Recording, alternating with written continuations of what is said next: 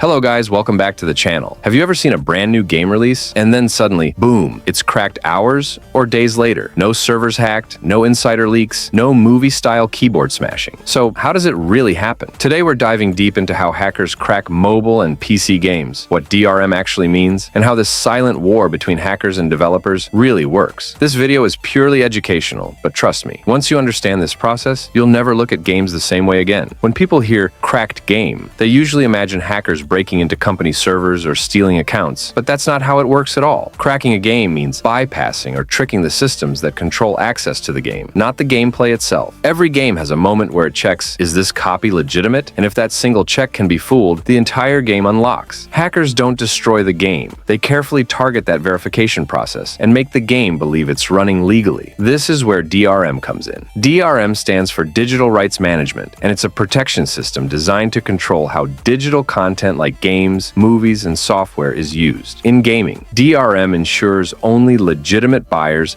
can launch the game, access updates, and use online features. It can verify licenses, require online authentication, detect file changes, and monitor the game while it's running. DRM isn't just a single file you can delete. It's deeply embedded into the game's code, making it one of the strongest defenses developers have against piracy. Here's something most people don't realize. Hackers usually buy the game first. They purchase the game legally, download it from official platforms, and work with untouched original files straight from the developer. This is crucial because analyzing modified or pirated files makes cracking harder and unreliable. Once they have the clean version, they begin examining the game's structure to identify what type of protection it uses. This is where they determine whether the game is protected by de novo, Steam protection, Epic Games protection, or a custom launcher built by the developer. Identifying the DRM is the foundation of the entire cracking process.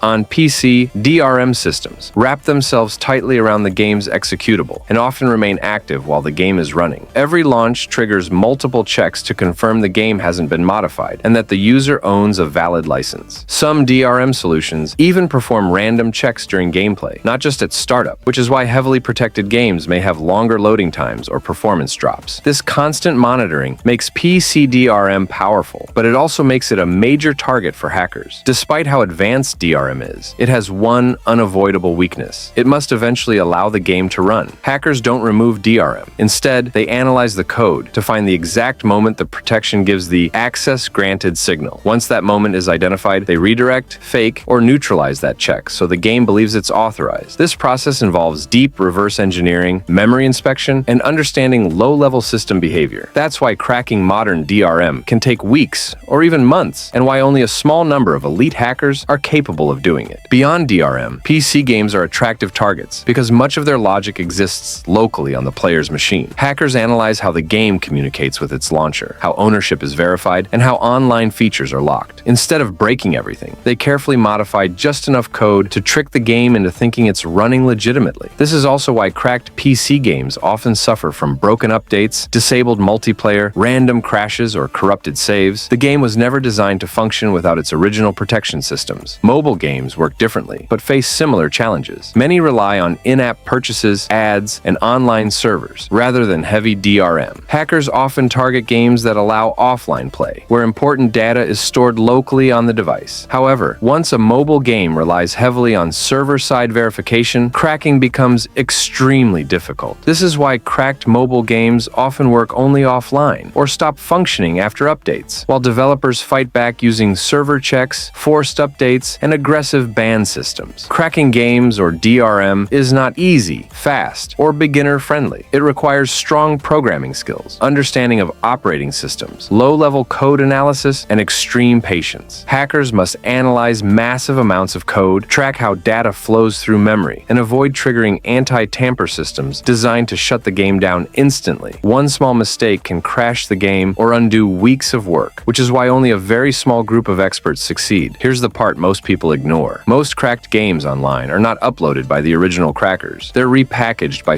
strangers who often inject malware, spyware, crypto miners, or hidden backdoors. Players think they're saving money, but they risk losing accounts, personal data, or even their entire system. On top of that, cracked games receive no official updates, no security patches, and no support, making them unstable and unsafe long-term. Even when DRM gets cracked, developers are far from losing. Every update strengthens protection, patches vulnerabilities, and introduces new detection methods, forcing hackers to start over. DRM doesn't need to be unbreakable.